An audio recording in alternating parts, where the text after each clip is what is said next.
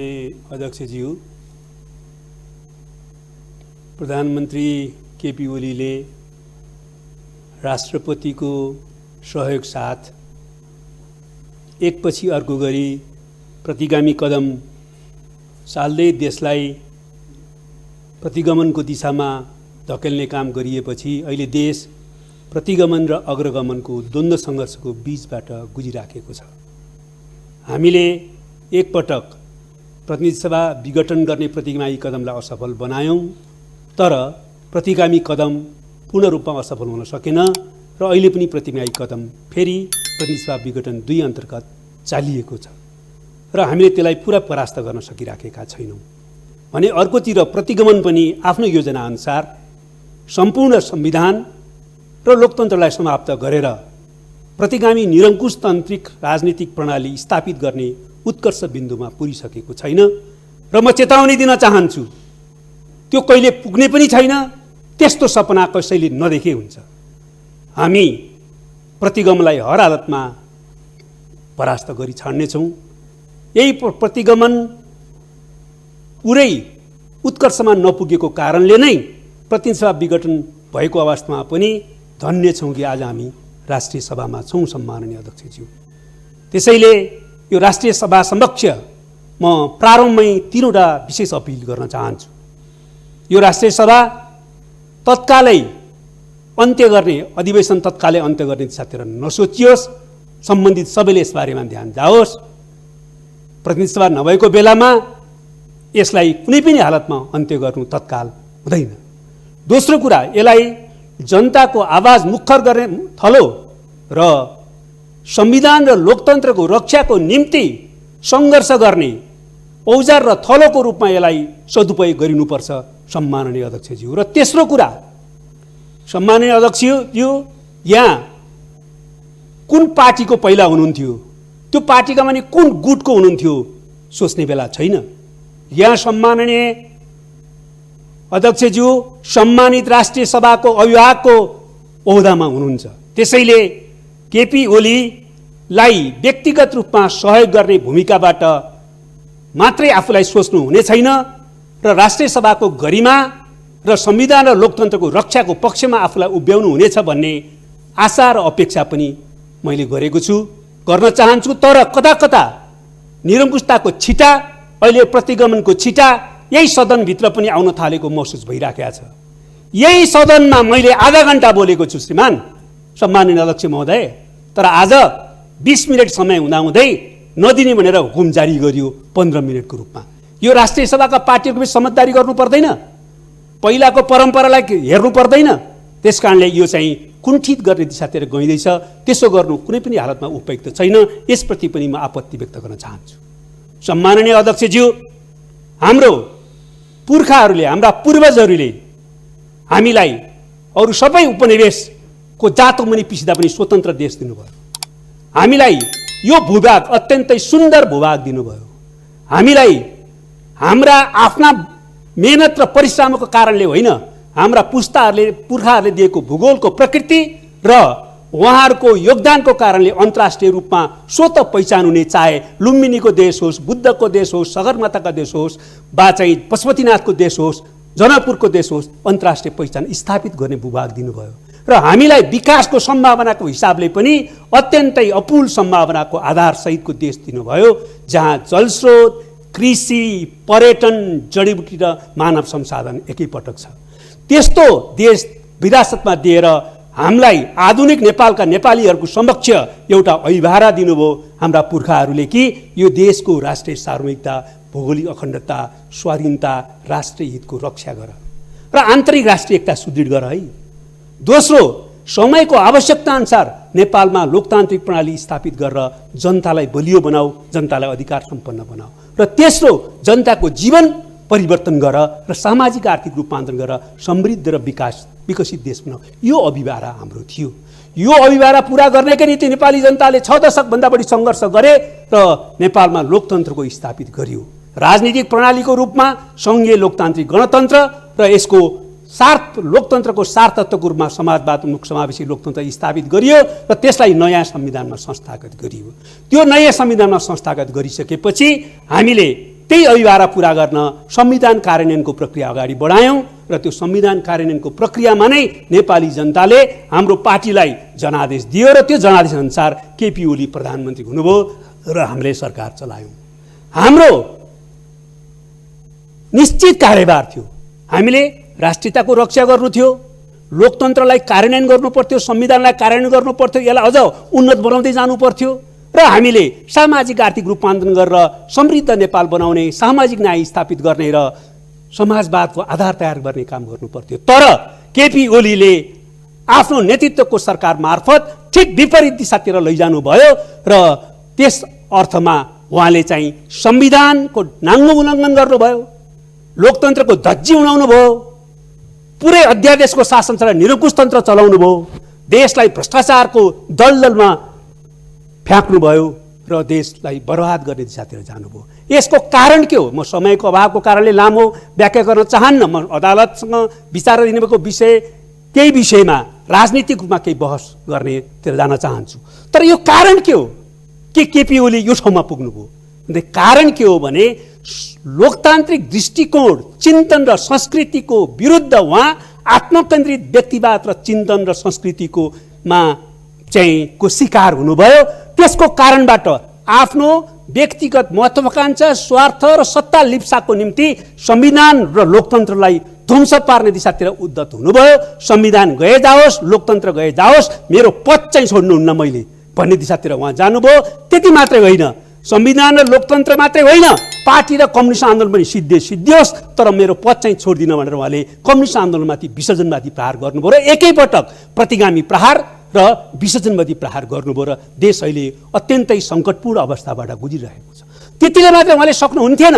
संविधान र लोकतन्त्रका विरुद्ध जाने हिम्मत कसरी गर्नुभयो? कम्युनिस्ट आन्दोलनलाई ध्वस्त पार्ने योजना साथ प्रहार कसरी गर्नुभयो त भन्दाखेरि उहाँलाई आफ्नो व्यक्तिगत जुन प्रकारको लिप्सा थियो, त्यो लिप्साले नेपालमा विदेशी हस्तक्षेप आमन्त्रण गर्ने ठाउँमा पुर्यायो र विदेशीहरूको आन्तरिक मामलामा हस्तक्षेप गर्ने प्रक्रिया अगाडि बढ्यो र त्यसको योजना र मिलीभगतमा उहाँले अहिले संविधान र लोकतन्त्रमाथि आक्रमण गरिराख्नु भएको छ र उहाँले नेपाली कम्युनिस्ट आन्दोलनलाई पनि ध्वस्त गर्नुभएको छ। अहिले विकास र अरू प्रश्नमा मैले छलफल गर्न चाहन्न, तर म राष्ट्रियताको प्रश्नमा भन्न चाहन्छु, उहाँले राष्ट्रिय स्वाधीनतामाथि गम्भीर धोकाधडी दिनुभयो। उहाँको राष्ट्रियताको विषय एउटा पहिला जुन प्रकारको चर्चा परिचर्चाको विषय बनाउनु भयो त्यो धोका थियो र अहिले उहाँ पुरै राष्ट्रिय आत्मसमर्पणवाद र लम्पसारवादमा पुगिसक्नु भएको छ भन्ने प्रश्न भयो। आज अतिक्रमित भूभागको विषय वार्ताको विषय बन्दैन, आज इपिजीको विषय वार्ताको विषय बन्दैन। एकपछि अर्को गरेर नेपालमा आन्तरिक मामलामा हस्तक्षेप भइराखेको छ, त्यो बारेमा प्रतिवादको विषय आउँदैन। बरु विदेशी हस्तक्षेप स्वीकार गर्ने मात्रै होइन, विदेशी हस्तक्षेप आमन्त्रण गरेर राष्ट्रिय स्वाधीनतालाई अत्यन्तै गम्भीर सङ्कटमा पुर्याउनु भएको छ। यो प्रश्न क्षम्य हुन सक्दैन सम्माननीय अध्यक्ष। र साथसाथै विकासको बारेमा पुरै समाजवादको आधार त पुरै छोड्नुहोस्, नवउदारवाद र यो प्रकारको चाहिँ जुन एउटा भ्रष्टीकरण, दलाल पुँजीवादको चारित्रीकरणको दिशातिर, त्यसको एउटा विकासको दिशातिर गइराख्नु भएको छ। त्यसले विकासका सम्भावनाहरू धुला बनाएका छन्, नयाँ जीवन पाउने सपनाहरू धुला भएका छन्। र यो स्थितिमा मुख्य प्रश्न भने राष्ट्रियताको रक्षा गर्न पनि, विकासको दिशातिर अगाडि जान पनि लोकतन्त्रको रक्षा हुनुपर्छ, संविधानको रक्षा हुनुपर्छ। उहाँले त्यसैमाथि प्रहार गर्नुभएको छ र आज हाम्रो मुख्य कार्यभार प्रतिगमनको विरुद्ध सङ्घर्ष गर्नु, प्रतिगामी कदमलाई परास्त गर्नु, संविधान र लोकतन्त्रलाई क्रियाशील बनाउनु र यो प्रतिगामी कदमलाई निरन्तरता दिएर जुन प्रकारले सुनियोजित षड्यन्त्र भइरहेको छ यो देशमा विभिन्न शक्ति केन्द्रहरू सहित, त्यो षड्यन्त्रलाई असफल पारेर प्रतिगामी निरङ्कुशतन्त्र कुनै पनि हालतमा यो देशमा स्थापित हुन नदिनु नै हो। यसको दिशातिर जानको निम्ति नै हामी अहिले राजनीतिक र कानुनी सङ्घर्ष गरिराखेका छौँ। राजनीतिक रूपमा हामीले आफ्नो कुरा भनिराखेका छौँ र अहिले जनतालाई पनि हामीले आह्वान गरिराखेका छौँ। तर कोभिड-19 को महामारीको सीमाभित्र अहिले हामीले सडकमा धेरै ठुलो आन्दोलन सङ्घर्ष गर्ने स्थिति रहेन। त्यो सीमालाई ख्याल गरेर राजनीतिक सङ्घर्ष अहिले एउटा वा अर्को रूपमा अगाडि बढिराखेको स्थितिहरू छ भने मुख्य रूपले अहिले कानुनी सङ्घर्ष अदालतमा छ। सम्माननीय अध्यक्ष महोदय, अदालतमा विचाराधीन रहेको विषयमा अदालतले फेरि पनि संविधान सम्मत ढङ्गले नै फैसला गरेर संविधान र लोकतन्त्रलाई क्रियाशील गर्ने सही निर्णय गर्नेछ भन्ने कुरामा हामी विश्वस्त छौँ। र म भन्न चाहन्छु कि अहिले नेपालको संविधानमा अदालतले नै पहिला फैसला गरिसक्यो कि प्रतिनिधि सभा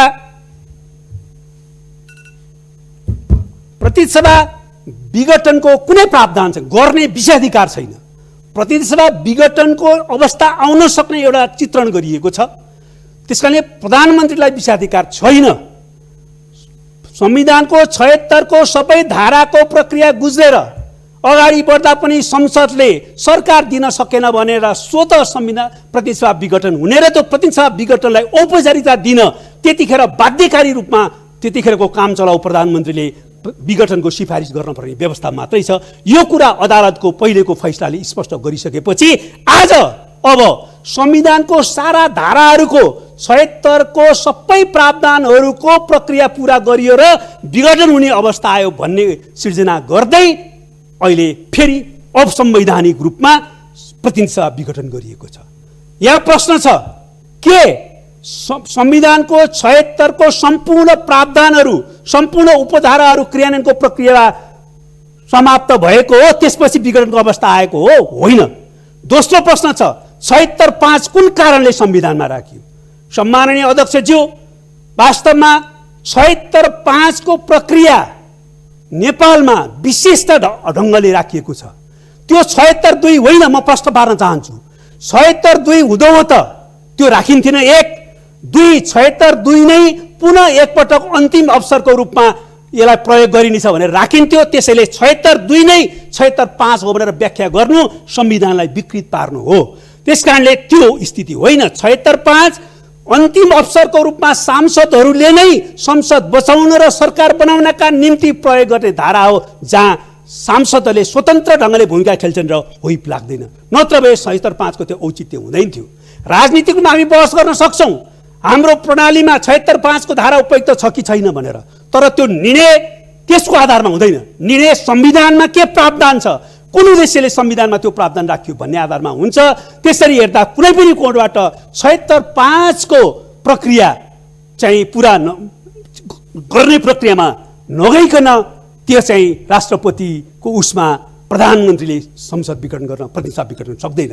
जहाँसम्म राष्ट्रपतिलाई त्यसो गर्ने अधिकार छ कि छैन भन्ने कुरा हो, राष्ट्रपतिलाई यो संविधानले संवैधानिक र अलङ्कारिक राष्ट्रपतिको रूपमा ओहदा दिएको छ, भूमिका दिएको छ।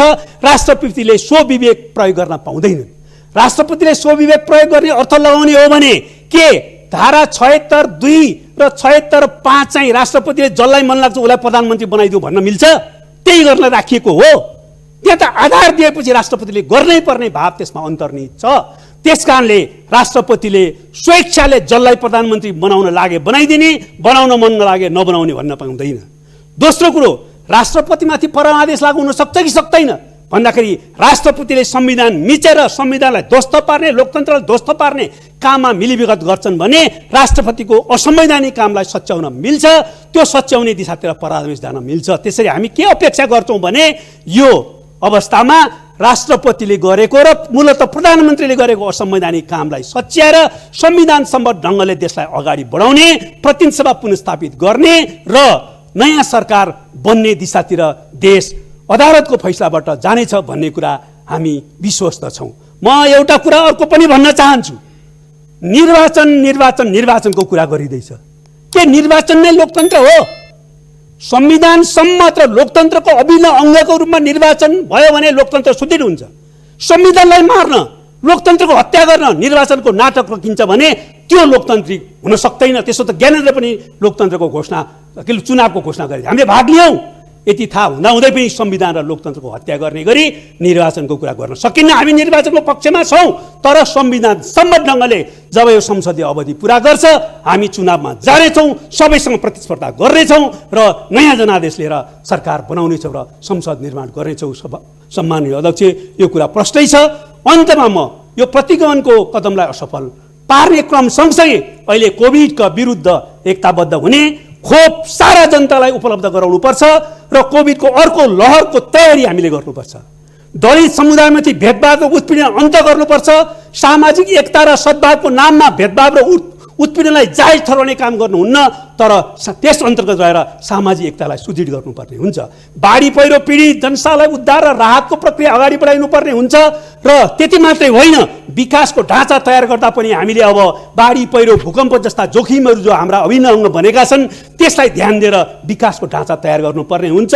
र साथसाथै म भन्न चाहन्छु, अहिले उद्धार र राहतको निम्ति हामीले पहिला नै त्यसबाट पुर्याउने जोखिमलाई ध्यान दिएर तयारी जोखिमको न्यूनीकरण गर्ने र समय र उद्धार र राहत पुर्याउने ध्यान दिनुपर्ने हुन्छ। र म अन्तमा भन्न चाहन्छु, अहिले संहितालाई पुरै व्यवस्था गरेर संहिताको हत्या गर्ने गरी र कालीगण्डकी तिनाउ डाइभर्सनको परियोजना अगाडि ल्याइएको छ। यो मिल्दैन सभामुखमय, संहिताको कोडबाट मिल्दैन, सम्बन्धित प्रदेशका समन्वय नगरिकन यो गर्न मिल्दैन।